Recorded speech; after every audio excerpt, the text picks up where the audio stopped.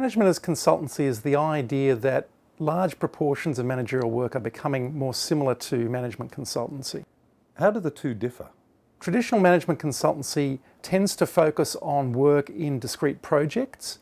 It tends to emphasise the relationship between the consultant and the client, so client relationships. And it also emphasises the role of the consultant in making change happen in the organisation. So what we're arguing in the book is essentially that managers are increasingly taking on this focus on projects, clients and change in their daily work. What is it that's driving this change? There are basically three factors we believe are resulting in this shift towards consultancy managerial work. The first is the employment of former consultants, increasing numbers of former consultants into large organisations.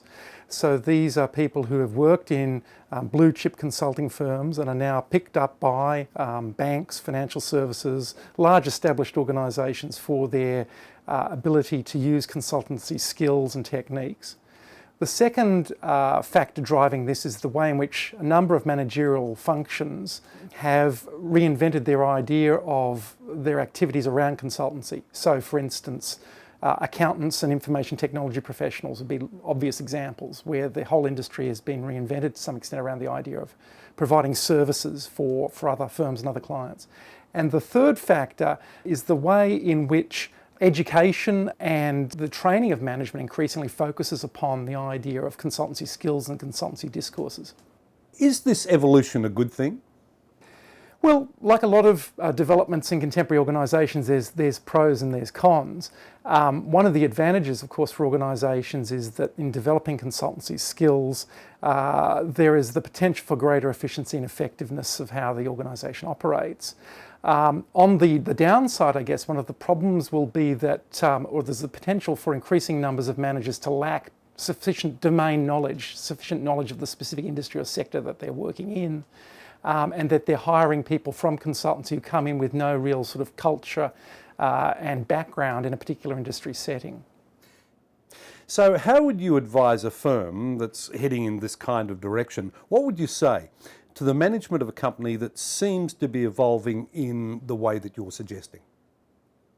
Well, I think the key factor to focus on is to be quite specific about the types of skills that you need and to sort of balance both the inside domain knowledge, the people who have the knowledge of the industry and the culture and the intellectual sort of knowledge of how that industry has developed with this sort of outsider expertise. So you need both. You need both the sort of the outsiders who bring these outside skills, but you also need people who are insiders who've got that sort of intimate knowledge of the industry and the type of work and the pressures that they face.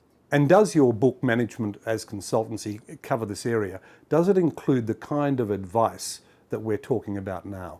Yes, so the book is based on probably the largest study of management consultancy as a sort of an occupation more generally, and it's unique in its focus on how organisations are embracing consulting skills within their organisational boundaries. And one of the key findings is this need to sort of balance the outsider knowledge of these experts coming in with the inside knowledge. And so what you tend to find, and what we found in our study, is this sort of balancing in project teams of both insiders and outsiders working together to try and develop better outcomes for organisations. And this, of course, raises the question about the fate of external consultancy services.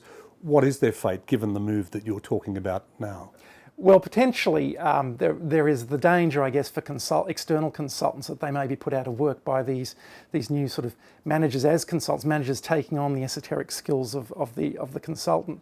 But if you look at the long-term history of the management consulting industry, they've been very adept at reinventing the type of work that they do, and they've lasted over 100 years in sort of developing their skills and finding new areas. So it'd be too early to say that this is the end of management consultancy. What we're seeing is a sort of a new competitive threat in the way in which former consultants and managers themselves are becoming more familiar with consulting skills and consulting knowledge.